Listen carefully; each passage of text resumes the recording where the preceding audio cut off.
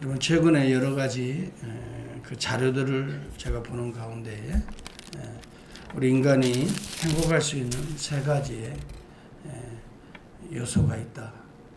특별히 사람들이 어느 때 행복한가, 어느 때 행복감을 느끼는가에 대해서 다양한 조사를 하면서 결론적으로 세 가지를 유출해 낸 보고서입니다. 첫째는 자유함을 느낄 때 인간은 행복함을 느낀다고 합니다. 그 무엇인가 로부터 속박을 받고 억지로 해내는 것이 아니라 뭔가 마음에 자유함이 있을 때, 경제적으로 어느 정도는 먹고 살 수 있을 때 우리가 자유함을 느끼잖아요. 경제적으로나 또 정신적으로나 또 신앙적으로나 뭔가 어떤 자유함을 우리가 느끼게 될 때 그 사람은 행복감을 느끼게 된다는 거예요. 그러니까 자유함 속에 행복함이 있다는 거겠죠. 두 번째, 많은 사람들이 어느 때 행복감을 느끼나 하면은 유능함을 느낄 때입니다. 다시 말하면 내가 나름대로의 가치를 느끼는 거예요. 그래도 나는 뭔가 나라는 존재는 할 수 있고 또 나라는 존재는 그래도 뭔가 가능성이 있다. 라고 자기 자신을 그래도 유능함을 느낄 때에 행복감을 느낀다는 거예요. 할 수 있지. 이 정도는 내가 넘어갈 수가 있지. 충분히 이겨낼 수 있어. 우리 주님이 나와 함께 하시는데 내가 뭐 여기에 절망하고 여기에 빠져서 헤맬 수 없어. 그런 유능함을 느낄 때에 그 다음에 세 번째는요, 관계가 좋을 때 행복감을 느낀다고 합니다. 누구와의 관계도 어떤 가까운 사람, 제가 어제 이 얘기를 했죠. 정말 우리가 행복해지기를 원한다면 지금, 그 다음에 두 번째는 나와 가까이 있는 바로 그 사람과, 세 번째는 뭐예요? 그 사람을 행복하게 해주면 그 행복감이 행복하게 해주면서 나는 행복해지고 또 그 사람이 행복해지니까 나에게 또 행복으로 돌아오는 거잖아요.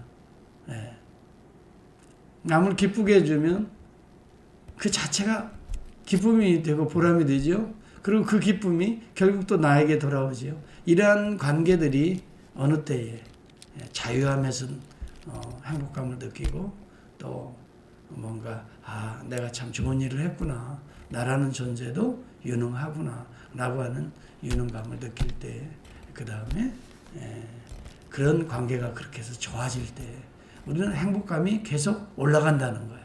증진한. 저는 이것을 신앙적인 측면에서 한번 생각을 해보려고 해요. 오늘 인생이 어찌 어려울 수 있으랴. 그렇습니다. 하나님의 공의, 하나님의 전능성 앞에 인간이 어려울 자는 없죠. 우리 모두는 죄인이기 때문에 어찌 어려울 수가 있겠어요. 거룩하신 하나님 앞에 어려울 수는 없습니다. 여기 욥도 오늘 하는 이야기 가운데 인생이 어찌 하나님 앞에 어려울 수 있느냐. 하나님의 앞에 변론하기를 좋아할지라도 어떻게 한마디도 다 하나님이 물을 때 누가 다 대답할 수 있겠느냐. 그러면서 이유로 쭉 보면은 하나님이 빼앗으시기로 하면 누가 막을 수 있겠느냐. 하나님이 주시기도 하시고 가져가시겠다는데 누가 막을 수 있겠느냐. 우리가 무엇을 할 수 있겠느냐. 누가 왜 하나님 가져가세요 하고 물어볼 수 있겠느냐. 그리고 심히 15절에 보면 내가 의로울지라도 대답하지 못하고 나를 심판하실 그에게 그저 간구할 뿐이다. 하나님의 공의 앞에 인간이 참으로 의롭지 못한 건 사실이지요.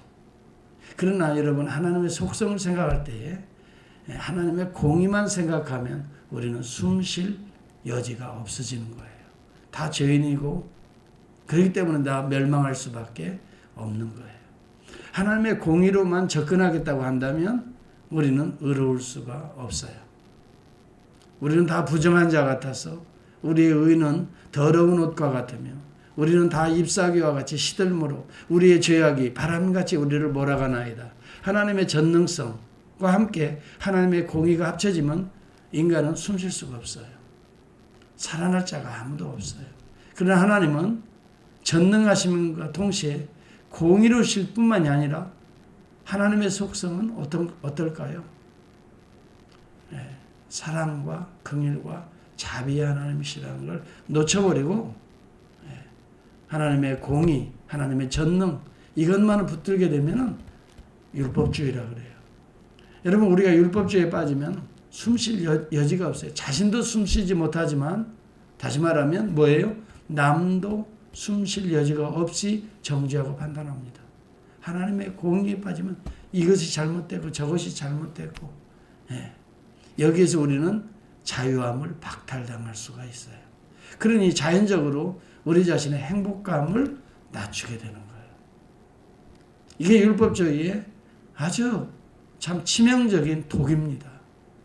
하나님이 분명히 공의로우시고 하나님은 전능하시기 때문에 인간이 감히 하나님을 대적해서 변론할 자는 아무도 없어요. 맞는 이야기예요.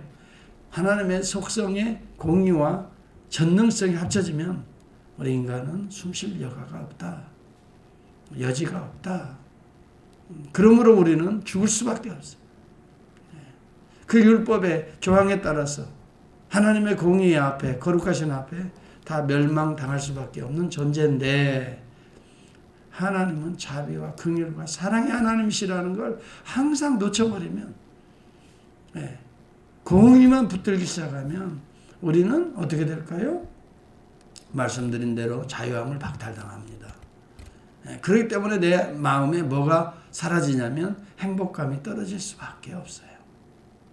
여러분 우리가 어떤 순간에도 하나님의 사랑과 자비와 은혜 속으로 들어가지 아니하면 우리는 자유함을 누릴 수가 없다는 거예요. 그러니 자연적으로 행복해질 수가 없어요. 자 그렇다면 어떻게 자유함을 누릴 수 있어요? 맞다. 하나님은 공의로우시고 하나님은 거룩하시고 전능하시기 때문에 하나님의 공의와 전능성 앞에 누가 서랴 인정합니다. 그러나 동시적으로 우리가 생각해야 될 게 뭐예요? 그럼에도 불구하고 하나님은 사랑의 하나님이시다. 긍휼과 자비의 하나님이시다. 하나님의 공의는 사랑 없이 행한다면 우리는 죽을 수밖에 없어요. 그러나 하나님의 공의는 항상 사랑과 함께 하나님의 공의는 항상 자비와 함께 은혜와 함께 하나님의 속성이 움직이는 것이거든요. 그렇기 때문에 하나님의 사랑과 자비와 은혜 속으로 우리가 그것을 붙들게 되면 맞아. 내가 실수했지만 내가 하나님 앞에 다시 요청하고 다시 죄를 주여 하고 씻으면 얼마든지 하나님은 우리를 그리스도 안에 용서해 줄 수 있고 그것 때문에 우리를 망하게 하시는 것이 아니라 다시 털털 털고 일어나게 하시는 하나님이시지. 그래서 우리는 내 율법적인 더러운 행위에서 벗어나서 자유함을 누릴 수가 있어요. 맞아.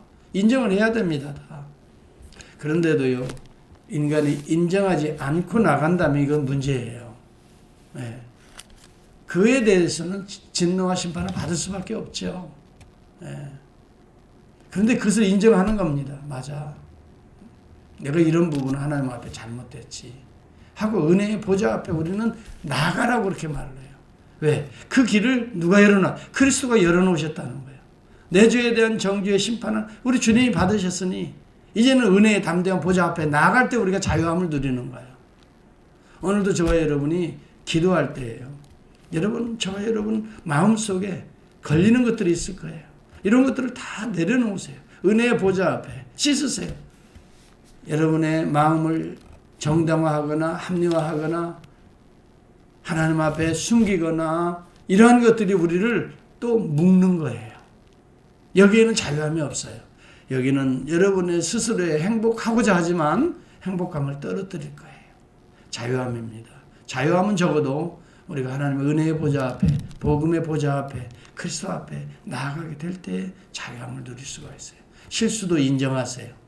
그렇지만 우리 안에 성령의 역사는 더 강합니다. 실수를 딛고 일어서서 이제 하나님의 더 큰 일을 위해서 쓸 수 있는 그런 유능함이 하나님의 성령의 능력 안에는 있어요. 그래서 우리가 우리의 실수와 허물 때문에 우리 자신을 묶어버린다면 우리는 어떻게 될까요? 무능한 존재가 되어버립니다. 그러나 율법은 우리를 무능한 존재에서 그리스도를 향하게 될 때에 유능한 존재로 바꾸어주시는 분이 우리 하나님이십니다. 그래, 너는 그 죄악 때문에 너를 묶고 있었기 때문에 뭐예요? 너가 자유하지 못하고 행복하지 못했어. 그러나 내가 너를 창조하고 이 땅에 보냈을 때에는 너를 행복하게 하기 위해서, 기쁘게 하기 위해서, 내가 영광받고 네 심령을 통해서 비록 환경이 어렵다 할지라도 탁탁 털고 일어나서 너를 통해서 너의 참 자유로운 이 팔을 펴고 하나님이 주시는 은혜 아래 호흡하며 창공을 향하여 자유를 외치며 복음을 외치며 하나님의 영광을 외치며 정말 복음을 증거하도록 그런 능력을 우리 성령을 통해서 주시는 것은 우리가 자유하고 우리가 우리의 존재를 통해서 하나님이 기뻐하시고 얼마든지 우리는 유능성을 하나님은 회복해 주시기를 원하시는 거예요. 너 무능하니까 너는 안 돼. 그래서 내가 뭐라고 그래서 채찍질하고 율법으로 그를 정죄하고 판단하고 묻어버리는 하나님이 아니시라. 여러분, 공의는 사랑과 함께. 그래서 우리 주님은 어디에요? 눈물과 저주와 그 다음에 사망 때문에 괴로워하는 나사로의 가정에 들어가서 무덤 문을 열고 어떻게 해요? 나사로야 나오너라 그러지.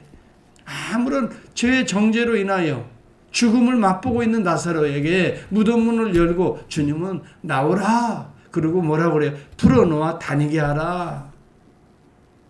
그리고 나사로는 다니면서 내가 죽었다가 사흘 만에 다시 일어났다.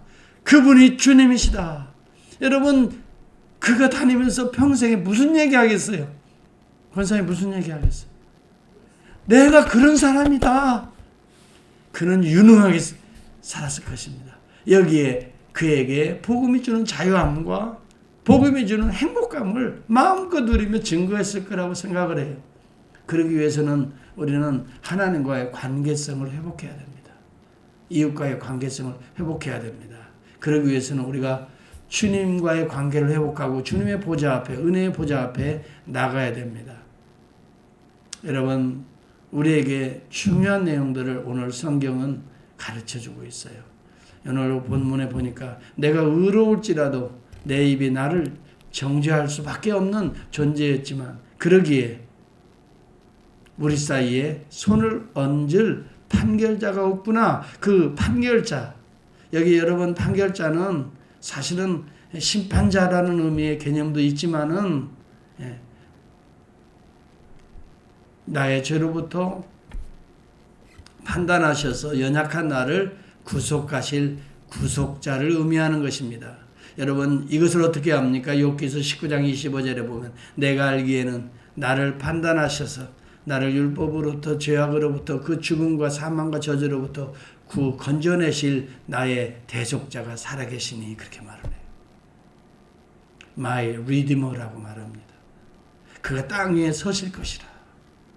여러분, 우리를 진실로 죽음의 저주 앞에서 건져낼 자가 누구입니까? 우리의 리디머를 향해야 됩니다.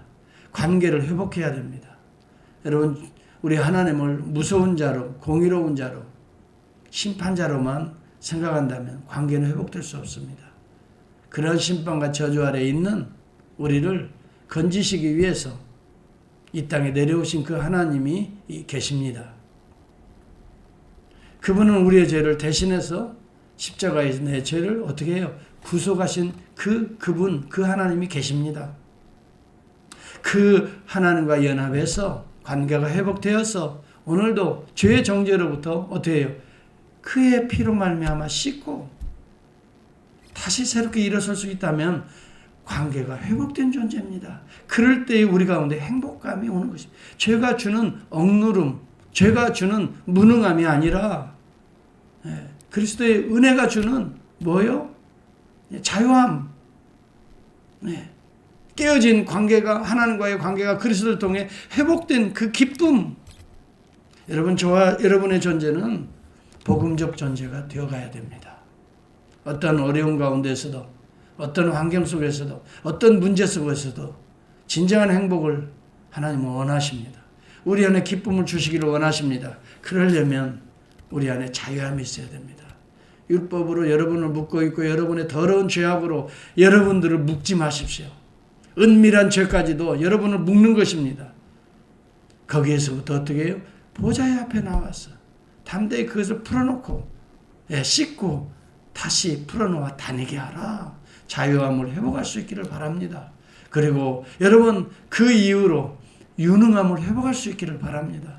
내가 죄 아래서는 무능할 수밖에 없습니다. 아무리 하는 것이라 할지라도 죄 아래서 더러운 율법 아래서는 우리는 유능한 존재는 없는 것입니다. 씻었을 때 힘이, 영적인 힘이 나타나는 거 아니겠어요? 우리가 자유할 때 힘이 나오는 거 아니겠어요? 목욕탕에 들어갈 때는 피곤해서 들어가지만 싹 씻고 새 옷을 탁 입고 나올 때는 여러분 힘이 있잖아요. 그런 걸 느끼잖아요. 매일매일 여러분 유능한 존재가 될 수 있기를 바랍니다. 무능한 모습으로 나왔지만 깨끗이 씻고 주님이 주시는 의의 옷을 탁 입고 I can do everything in Him who strengthens me. 내 스스로 할 때는 무능한 결과를 가져왔지만 그리스도 안에서 내게 능력 주시는 자 안에서 내가 모든 것을 할 수 있느니라. 사도 바울이 그렇게 이야기합니다. 나는 날마다 죽노라. 죄악에 대해서 더러움에 대해서 씻음으로 인하여 십자가에 날마다 못 박아 죽노라. 그 이유는 내가 다시 그리스도와 함께 살아나기 위해서 죽는 거지요. 그래서 우리의 유능함을 사도 바울이 고백하는 거예요. 내게 능력 주시는 자 안에서 내가 할 수 있다. 여러분 세상의 돈으로 여러분 하려고 하지 마세요. 세상에 어떤 학벌로 무엇을 하려고 하지 마세요. 세상에 무슨 어떤 사람은 인맥을 인맥 중요하죠. 그러나 중요한 것은 하나님과의 관계입니다. 관계가 회복돼야 됩니다. 오늘도 우리 주님이 주시는 그 은혜를 회복해야 됩니다. 그때 뭐가 나타날까요? 하나님이 주시는 성령의 능력이 나타날 거예요. 그때 우리 안에 진정한 힘, 영적 힘이, 거룩한 힘이, 그때 정말 자유함이 우리에게 하늘의 기쁨, 하늘의 평안, 하늘의 행복으로 우리를 축복해 주실 줄을 믿습니다. 기도하겠습니다.